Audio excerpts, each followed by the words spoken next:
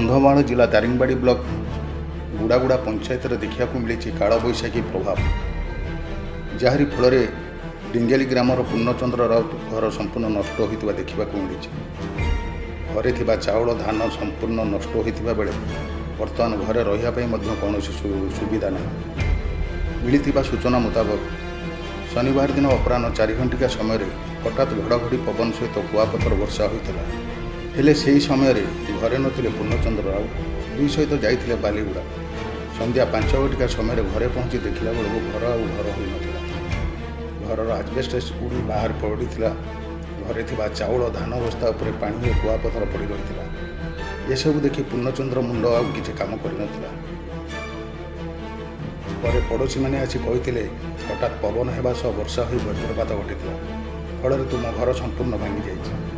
स्वामी स्त्री राति उपास रही काल बैशाखी प्रभाव में क्षति होता परिवार को क्षतिपूरण स्थानीय सरपंच तातुरा प्रधान एवं राजस्व निरपेक्ष पाखे नवेदन कर बालीगुड़ा जाइलु आसला सरिके देखलु घर पवन रे उड़ाई करी किछि अंश नाही शुवाको कि रहिबाको भी जगह पाइलु ना सब जाके भासी गला लुगा पटा किछि संचत्र हैला दांड पटर पाटी उड़ाई करे टीण सबुजा 40 कोटी ध्वंस होईछि।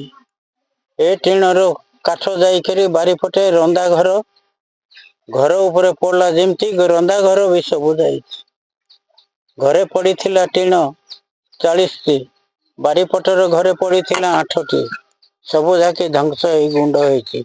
नहीं आसिक अभियोग कर काली अचानक भाव में वर्षा होगा द्वारा डिंगेली पूर्णचंद्र राउत घर संपूर्ण भांगी जाइए। या द्वारा तांकर धान चाउल विभिन्न प्रकार अनेक नष्ट हो जाइए। एणु मु निवेदन करी ए विषय नहीं कि राजस्व विभाग जाई तार उचित तदंत करी तार किसी क्षतिपूरण देवा निमंते मु अनुरोध करी।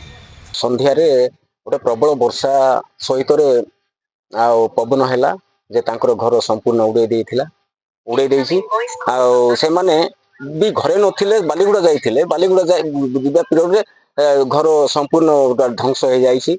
आ तांकर लुगा पटा आ जेतिकी धान चाउल सब उदा हो जाइछि।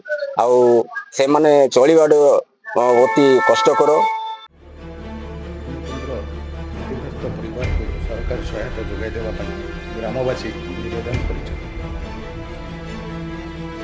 दारिंगबाड़ी सुशांत कुमार साहू रिपोर्ट मोदी ओडिशा।